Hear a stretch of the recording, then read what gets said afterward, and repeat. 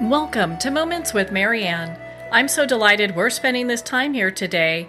We have a very empowering show coming right up with special guest, Dr. Catherine Sanderson, and she's here to share with us her new book, The Positive Shift, Mastering Mindset to Improve Happiness, Health, and Longevity.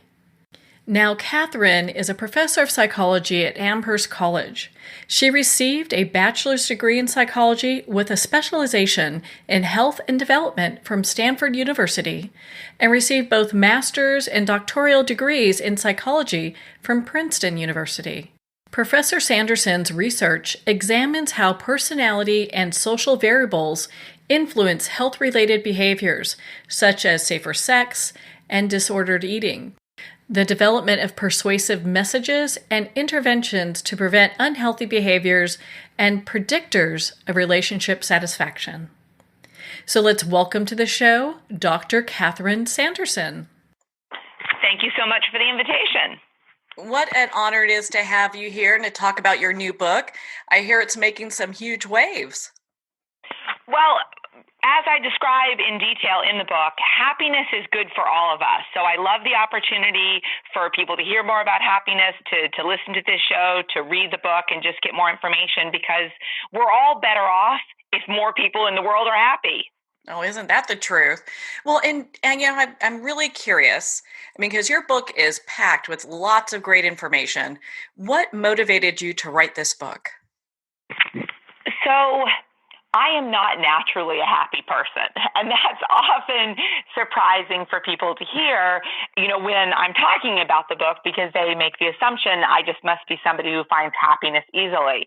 But I'm really not. So I've spent a lot of my life struggling with depression, struggling with anxiety, not particularly feeling good. And as I started doing more and more research in my professional life, I realized that actually I had a lot of control over this. And so I started talking about this to large audiences. I kept getting asked, do you have a book? Because, I could use this. My sister could use this.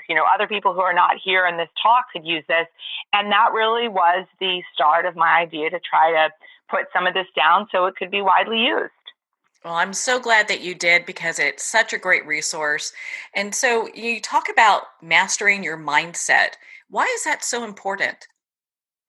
Many people think that their thoughts are out of their control, that they think whatever they're going to think, and that's just how it is.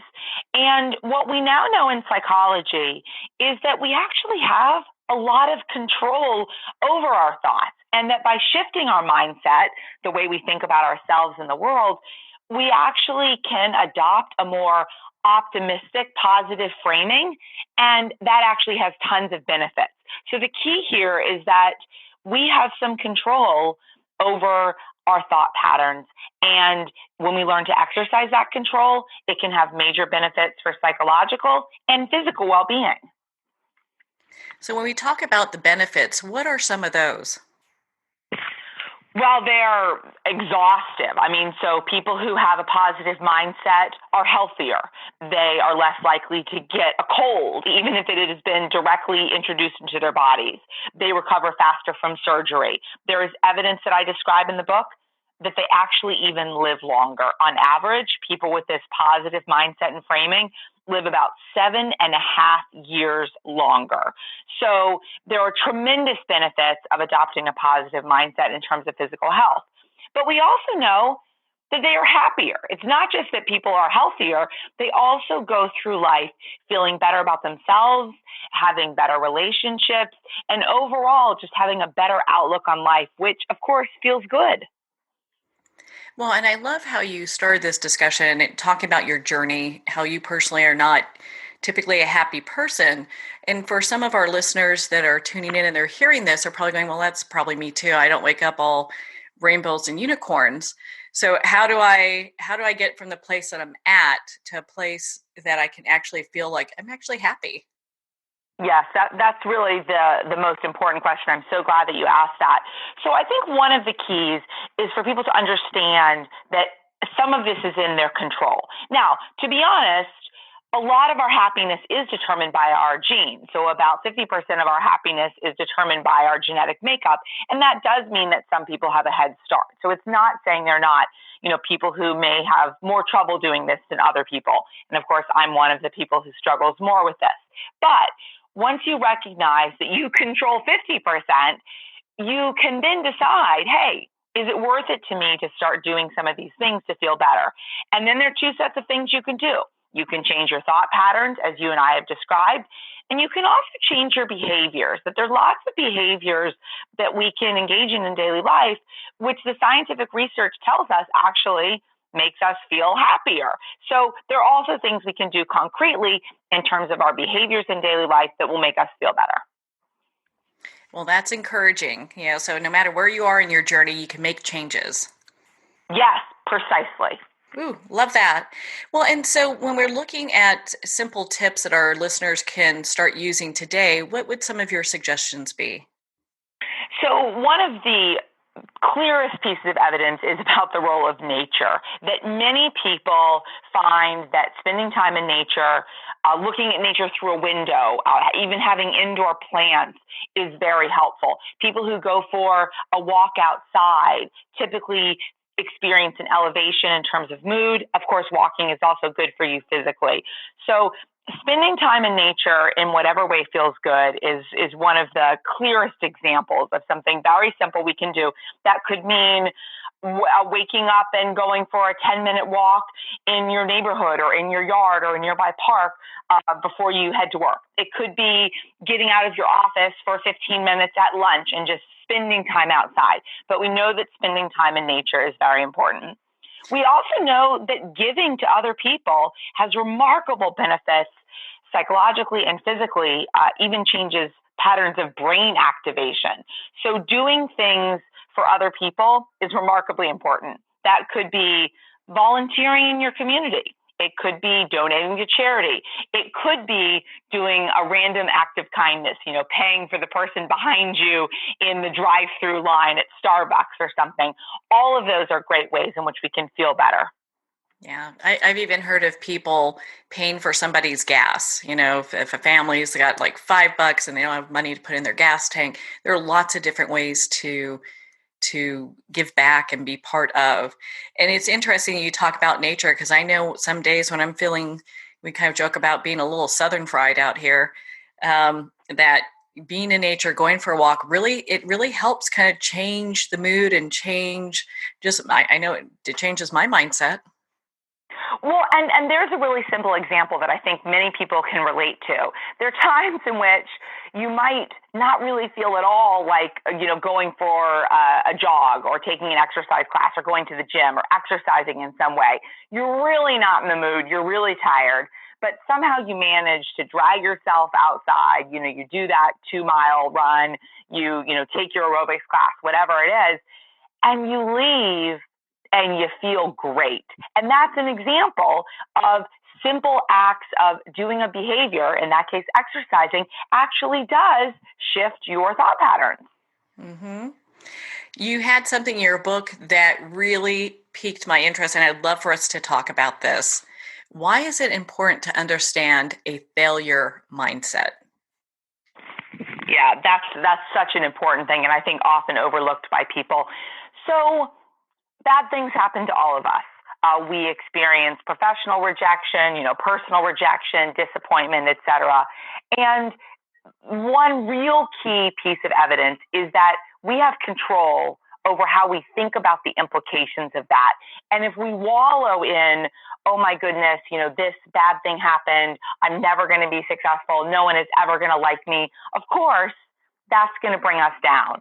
So when bad things happen, being able to take those things and embrace them and say, okay, this is not the job for me, or this is not the relationship for me, but what have I learned from this experience? How can I make different choices in the future? How can I pursue different passions? How we respond to failure, whether we beat ourselves up or whether we are compassionate and kind, is an essential element in terms of being able to move past them in a way that can feel better. Well, that's so important.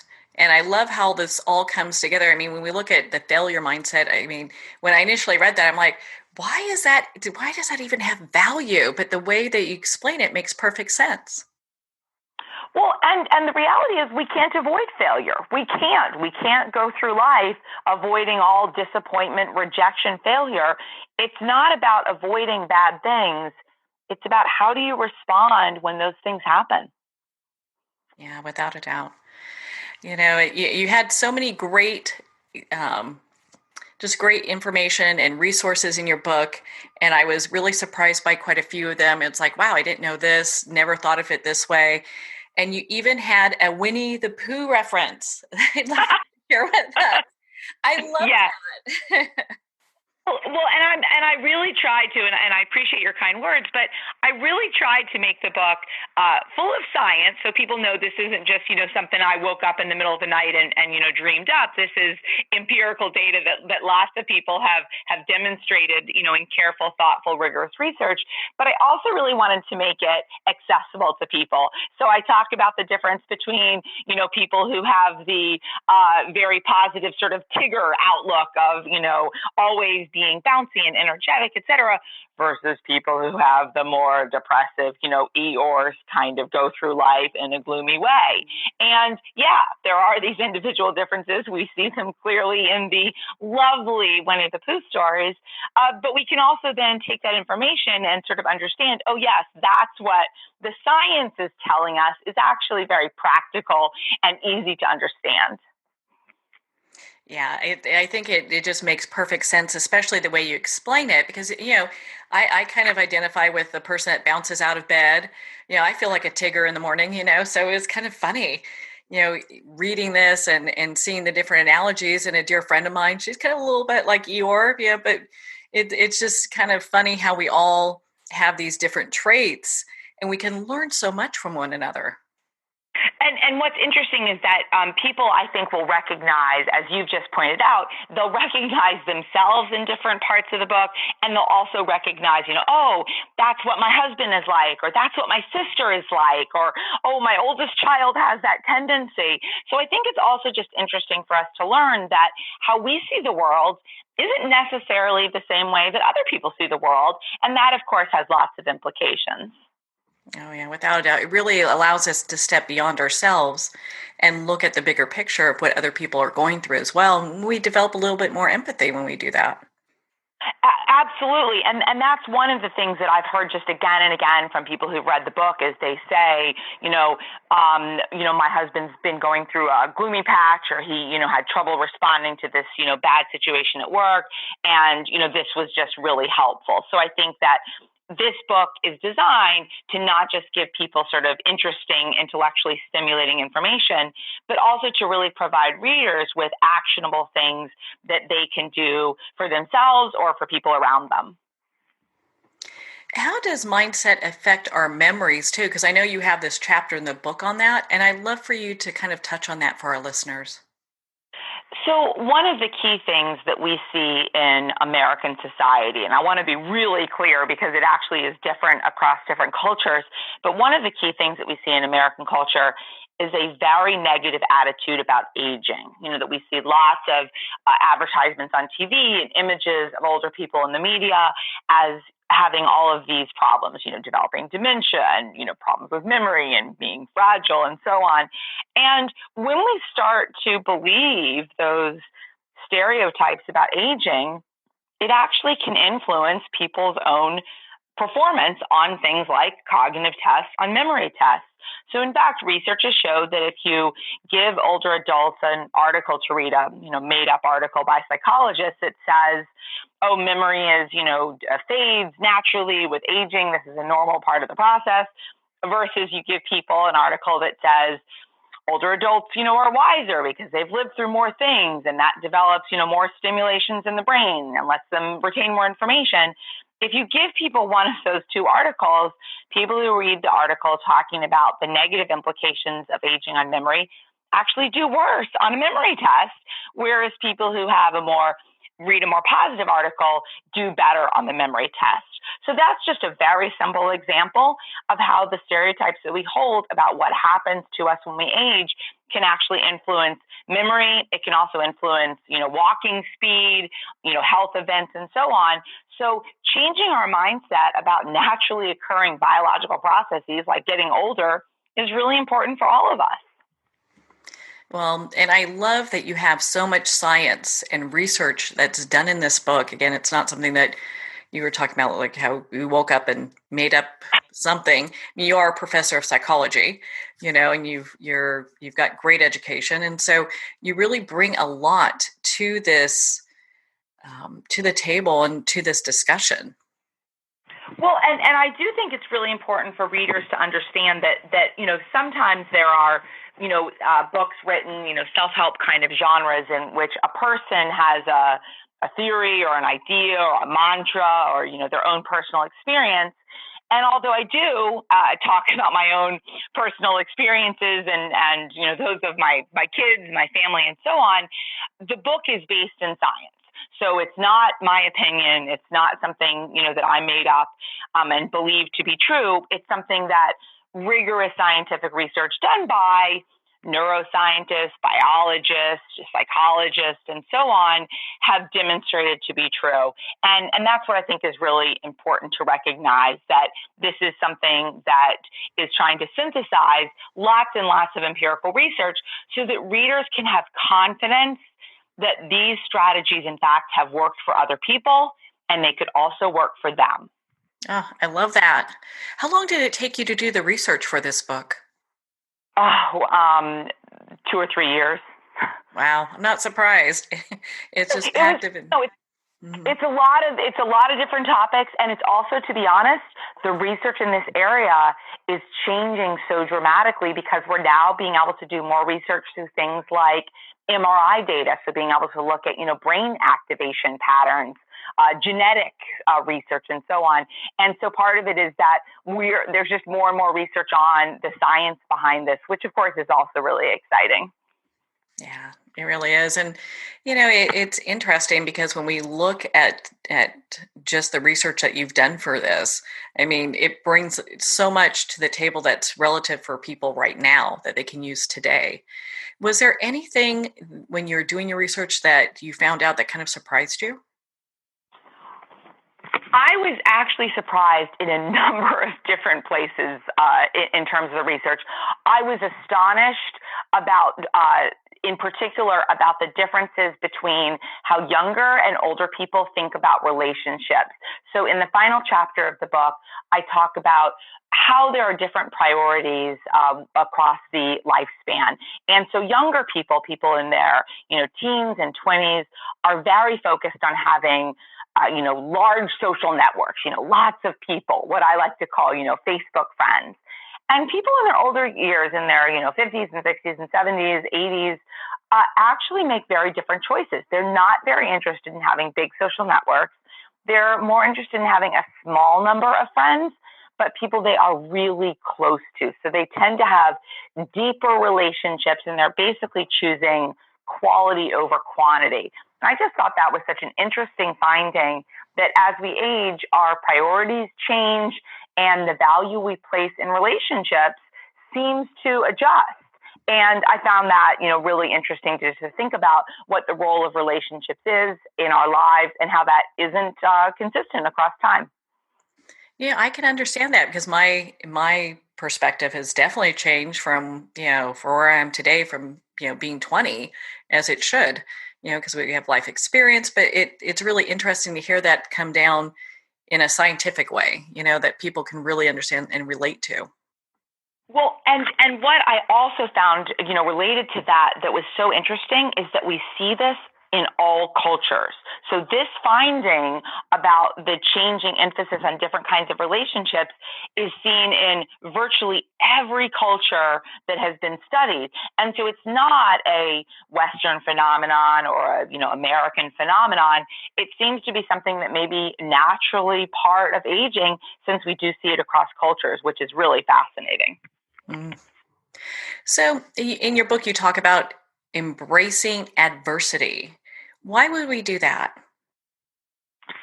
So many people, and this of course increases over the lifespan, with more age and life experience, that many of us, most of us, virtually all of us, are going to experience some bad events. Getting fired, getting divorced, having a major illness or injury.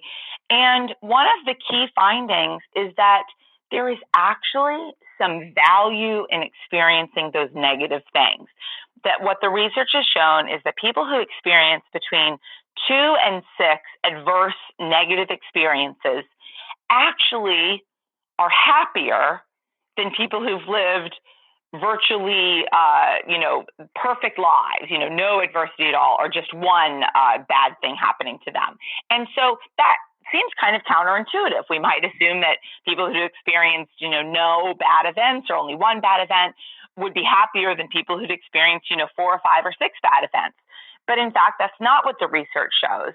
And what scientists believe is that experiencing some adverse events, experiencing some bad things, gives us a chance to adopt some coping skills. So it teaches us, hey, you know what? Maybe I should stop and smell the roses. Or, hey, maybe that thing that I thought was so crucially important isn't really so important. And having some adverse experiences actually gives us tools and strategies for coping with subsequent challenging life events. And that's why looking at adverse events, not just as this is a terrible, awful thing that happened, but looking at them also as an opportunity to grow and change and adopt a different life perspective is really valuable. I love how you make that perspective shift so people can look at adversity as actually something that's a benefit to them, because most people look at it and it's like, ooh, that's pain. I don't want to go there. Absolutely. And that's why I think it's so important, because then when something bad happens, you think, oh my gosh, I'm never going to be happy again, or this thing is going to be, permanently changing in a negative way. And I think it's really important for people to recognize, especially those who may be in the midst of undergoing some adverse experiences, that although in the moment, of course, those things are terribly painful, there are benefits that can be had from those experiences, and we do have the opportunity to learn and grow as a result. Does that even work with really traumatic issues? Amazingly enough, it does. There is actually research showing that people who have experienced, for example, been diagnosed with cancer, have undergone, treatment for cancer, people who've experienced severe and permanently disabling events, have become, paraplegics or quadriplegics and so on, that even in those cases, people do have the ability to move on, to grow, to adapt. That many people who have been diagnosed with cancer and have survived, report having greater spiritual faith, having closer relationships with family members and friends, having a broader perspective on their lives that has been helpful. So it doesn't work for every single person. So I do want to be clear about that. There are some people who really get stuck in those situations, but many people who have experienced some adverse events actually report, after having coped with them and moved past them, that they have changed for the better. So how does changing our mindset and our behavior correlate together? Well, they're very, very linked. They're very, very linked, because the reality is when we change our mindset, it also has an influence on our behavior. One of the simplest examples that I think many of us can relate to is the placebo effect. So the placebo effect, of course, is, you have a terrible headache and, a doctor gives you a pill and says, this is going to make you feel better. And that pill, of course, is, in the case of placebo, just a sugar pill. It doesn't have actual medicine. And yet, in many cases, people who are given a placebo pill report feeling better. And some evidence suggests that works precisely because people who are struggling with, pain, with, headache pain in this example, then said, oh, I'm going to feel better. And that thought that you're going to feel better, in fact, leads your body to relax. And it's that relaxation that actually does lead the pain to get better. So there's a really simple example of how very intertwined our thoughts and behaviors, in fact, are. That's a great example because I think a lot of times people think, ooh, I have to change my behavior and then it'll affect my mindset or back and forth. And it's going to be a lot of work and I don't know if I can do it.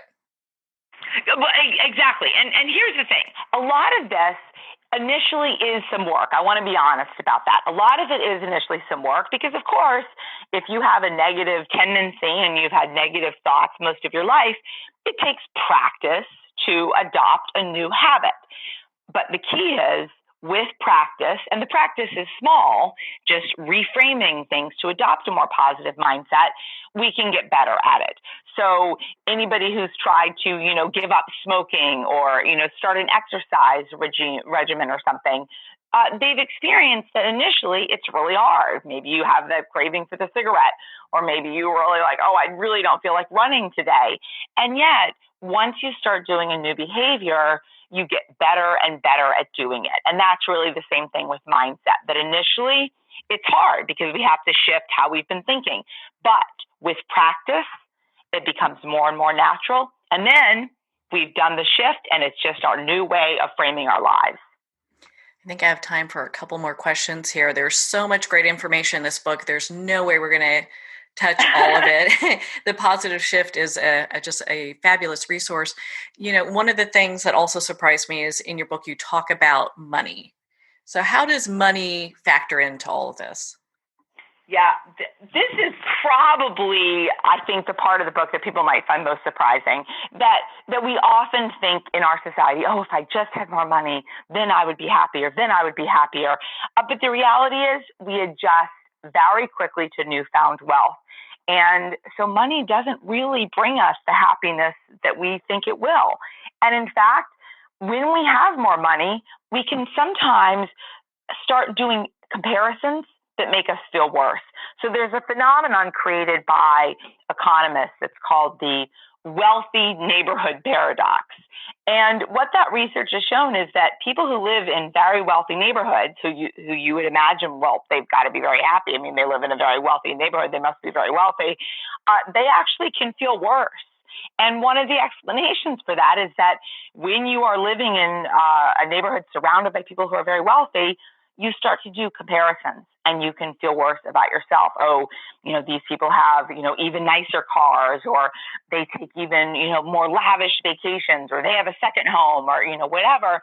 And so part of the challenge is that money doesn't bring us the happiness that we expect unless we choose to spend it the right way. And basically that means on experiences. So travel, tickets to a Broadway show or, big sporting event. And in particular, when we spend money doing things with people that we care about. Well, isn't that the truth? It seems like our culture at this point is so fixated on the comparison. We have people who are living Instagram lives, which it looks really pretty on Instagram, but, in reality, there's no way that, we would want to compare or even be compared to something like that. Well, and you've just raised perhaps the most essential point, which is the role of social media, and that social media across lots of different dimensions, so across money, but also across appearance, does make us feel like other people are living these wonderful, perfect lives, and then we feel worse about ourselves in comparison. Of course, what we often fail to recognize is that people are putting things on social media deliberately to present themselves in a positive way in most cases. Mm-hmm. And so when we're comparing ourselves to what we see on other people's social media, we're not actually seeing their lives. We're seeing how they choose to present their lives to us. And that, in fact, is very different. Oh, without a doubt. And I think it's so great that you have, this discussion, excuse me, in your book, because it really brings to light this kind of phenomenon that's going on right now that we really need to kind of shatter the glass ceiling on that and move beyond it. I have 3 children, 2 students in college and 1 student in high school, and I tell them all the time that I am lucky that I am old enough that when I was in high school and college, I never had to see pictures of parties I wasn't invited to. Oh, yeah. Without a doubt. Yeah, before the phone. No, exactly. And that's one of the challenges, is that social media is so prevalent, and I worry about it. I worry about it especially for high school and college students, who maybe don't have the depth of experience to understand that what they're seeing on other people's social media is not a reflection of those people's actual lives. Yeah. Well, it's such an important discussion. All the topics that are brought up in The Positive Shift, I felt really made an impact on my life. So thank you for writing this book. And well, thank you for the opportunity to talk about it and share it with your listeners. Appreciate it. So, Catherine, where can our listeners connect with you and be part of your community? Absolutely. So I have a website, which is sandersonspeaking.com. And if people go on that website, they can find ways to connect with me on social media, but they can also learn more about my research, my teaching. They can watch videos of talks I've given on the mind-body connection and positive psychology. Well, Catherine, thank you so much for taking the time to be on the show with us here today. Thank you for the invitation, and you have a very good rest of your day. Well, thank you, Dr. Sanderson. It's been such a joy to have you on the show and to talk about your new book, The Positive Shift. The Positive Shift is available at Amazon, Barnes & Noble, and all indie retailers. If you'd like to connect with Dr. Sanderson, you can at sandersonspeaks.com for more information. Well, we're at the end of our time today. I would like to thank everyone for tuning in. You're listening to Moments with Marianne. And remember, make every moment count.